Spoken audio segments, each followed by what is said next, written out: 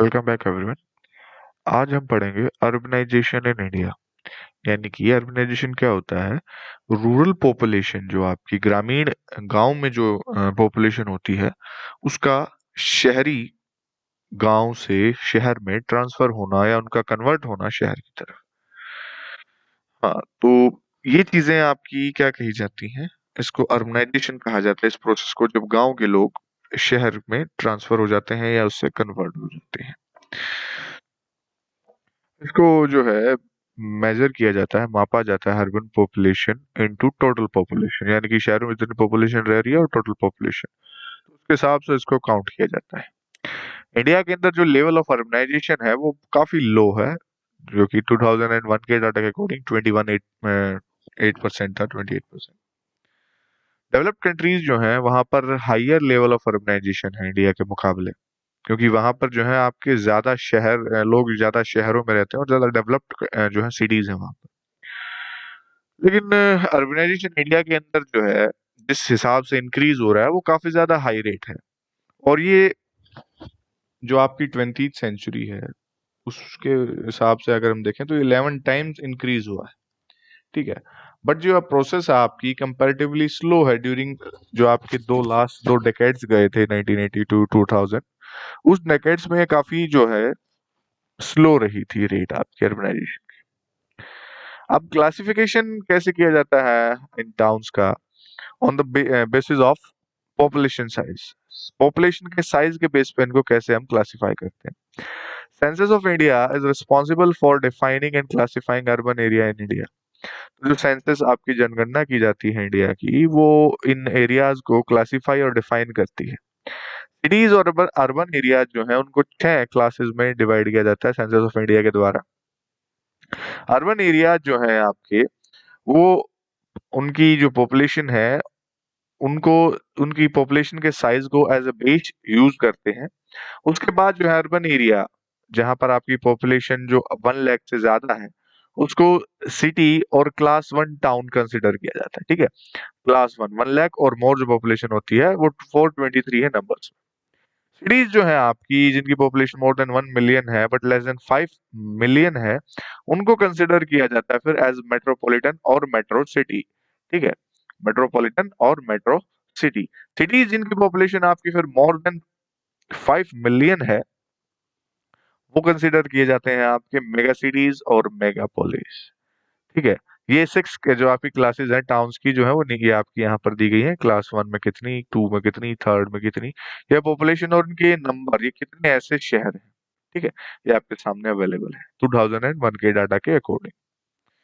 फिर हमारे पास जो है इन सिटीज के अलावा एक अर्बन एग्लोमरेशन की जो है कॉन्सेप्ट जो है हमारे सामने आ रहा है। According to census of India, urban agglomeration जो है कौन सी कंडीशन फुलफिल करता है, मतलब अर्बन एग्लोमरेशन कब कहेंगे हम, जब जो एक टाउन है, कस्बा है, वो आसपास के जो एडजॉइनिंग अर्बन आउटग्रोथ को ज्वाइन कर लेता है। जो शहरी इलाके बढ़ रहे होते हैं उनको आपस में ज्वाइन कर लेता है। या फिर 2 और मोर कंटिन्यूअस टाउन्स जो हैं विद और विदाउट देयर आउटग्रोथ्स, जो मतलब शहर, मेन शहर जो होता है, फिर उससे बाहर निकलकर जो इलाका मिलता है उसको अर्बन आउटग्रोथ्स कहा जाता है। ठीक है, तो उस इलाके में मतलब कि इसने ये कहा कि या तो टाउन और उसके एडजॉइनिंग जो बाहर वाली आउटग्रोथ, या फिर 2 टाउन्स आपस में मिल जाएं, और या तो उनकी आउटग्रोथ उनके साथ मिले या ना मिले, कोई फर्क नहीं पड़ता, लेकिन 2 टाउन उनमें जुड़ गए हैं। और एक सिटी विद 1 और मोर एडजॉइनिंग टाउन, जिसके साथ एक या एक से ज्यादा एडजॉइनिंग टाउन्स हो और उनकी आउटग्रोथ उनके साथ मिली हो, और वो कंटिन्यूअस जो स्प्रेड है ना, जो पूरे इलाके में आसपास जो है शहर इलाका जो बढ़ता जाता है, वो जैसे कि एक शहर होता है, शहर मेन शहर तो बहुत छोटा सा होता है, लेकिन उसके आसपास के गांव को वो अपने अंदर मिलाकर लगातार वो शहर बड़ा होकर फैलता रहता है। अब एग्जांपल जो इन आउटग्रोथ के हैं वो आपकी फॉर्म ऑफ रेलवे कॉलोनी, जो रेलवे कॉलोनीज होती है ना, इनको क्योंकि शहर के अंदर नहीं बनाया जाता है, इनको शहर से बाहर वाले किसी गांव वाले इलाके में बनाया जाता है। यूनिवर्सिटी कैंपस के लिए बहुत बड़ा एरिया चाहिए, तो वो आपको कहाँ मिलता है, वो आपको बाहर वाले बड़े इलाके में मिलता है। और मिलिट्री कैंटोनमेंट एरिया भी आपके जो है खुले एरिया में, जो बाहर आउटग्रोथ वाले एरिया होते हैं, वहां पर इनको बनाया जाता है। अब जो हमारे पास जो टेबल अभी हमने पीछे देखा था, उसमें क्लास 4 सिटीज जो है हाईएस्ट है in number, but larger proportion of urban population lives in class 1 cities 61.8%। जो यहाँ पर आपका क्लास 4 था, यहाँ पर ये सबसे ज्यादा हाईएस्ट नंबर में है, लेकिन पॉपुलेशन आपकी क्लास 1 टाउन में रहती है सबसे ज्यादा। सिटीज की नंबर तो 4 में है, लेकिन पॉपुलेशन 1 में ज्यादा है। इन टाउन्स के अलावा इंडिया के पास 423 सिटीज हैं। अमंग देम 35 सिटीज और अर्बन एग्लोमरेशन, जो आपकी शहर का विकास होना बढ़ना, वो मेट्रोपॉलिटन सिटीज है। और 6 उनमें से जो है आपकी मेगा सिटीज हैं, जिनकी पॉपुलेशन 5 मिलियन ईच है। और जो जैसे कि ग्रेटर मुंबई है, लार्जेस्ट अर्बन एग्लोमरेशन है, जिसकी 16.4 मिलियन पॉपुलेशन है, फॉलोड बाय कोलकाता, दिल्ली, चेन्नई, बेंगलुरु, हैदराबाद।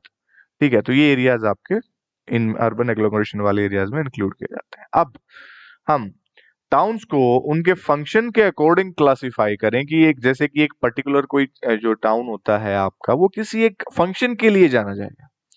ठीक है, उसमें जो एक पर्टिकुलर फंक्शन होता है मेन, उसके लिए वो पूरे देश में, पूरे कंट्री में जाना जाता है। तो apart from population size, India के जो टाउन्स हैं, सिटीज हैं, उनको फॉलोइंग जो उनके हेड्स हैं on the basis of their functions, जो डोमिनेंट इकोनॉमिक एक्टिविटी होती है फंक्शन यानी, उसके बेसिस पे हम उनको डिवाइड करते हैं। पहला है आपका एडमिनिस्ट्रेटिव टाउन्स एंड सिटीज, प्रशासनिक जो आपके कस्बे और शहर होते हैं। इन टाउन्स के अंदर जो है पूरे आसपास के इलाके का हेडक्वार्टर होता है। ठीक है, गवर्नमेंट ऑफिसेज, डिपार्टमेंट्स, ठीक है, जो आपके इन इलाकों में कंसंट्रेटेड होते हैं, इन्हीं शहरों में पाए जाते हैं। जैसे कि आपका चंडीगढ़ है, हरियाणा और पंजाब के लिए आपका जो चंडीगढ़ इंपॉर्टेंट शहर है, एडमिनिस्ट्रेटिव शहर है। न्यू दिल्ली पूरे इंडिया के लिए है, पूरे देश का कंट्रोल दिल्ली से किया जाता है। भोपाल है, शिलोंग है, गुवाहाटी है, इम्फाल है, श्रीनगर है, गांधीनगर है, जयपुर है, चेन्नई है। यह आपकी सारी कैपिटल्स हैं मेनली सारी स्टेट्स की, और इनके सब स्टेट्स के जो एडमिनिस्ट्रेटिव ऑफिसेज होते हैं, वो आपके हेडक्वार्टर्स इन्हीं शहरों में पाए जाते हैं। इसके बाद हमारे लिए है इंडस्ट्रियल टाउन। तो इंडस्ट्रियल फंक्शन के लिए जाना जाता है।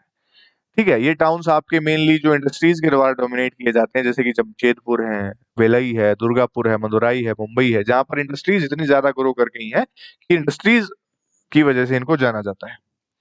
उसके बाद जो है हमारे पास है ट्रांसपोर्ट सिटीज। ट्रांसपोर्टेशन जो है यहाँ पर मेन फंक्शन है इन सिटीज के अंदर, ट्रांसपोर्ट के लिए जो जाने जाते हैं। पोर्ट टाउन्स हो सकते हैं इनके एग्जाम्पल। ठीक है, जो हमेशा ट्रांसपोर्टिंग कमोडिटीज है, उनमें ट्रांसपोर्ट करने के लिए जाना जाते हैं वो एरिया, जैसे कांडला, कोझिकोडी, विशाखापट्टनम, जहाँ से पोर्ट से जो है ट्रांसपोर्ट चलता रहता है।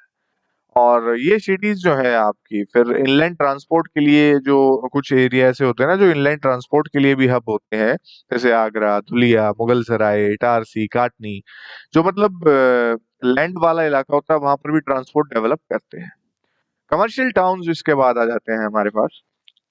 कमर्शियल टाउन्स में जो मोस्ट इंपोर्टेंट फंक्शन होता है इन टाउन्स का, ट्रेड और कॉमर्स होता है, व्यापार।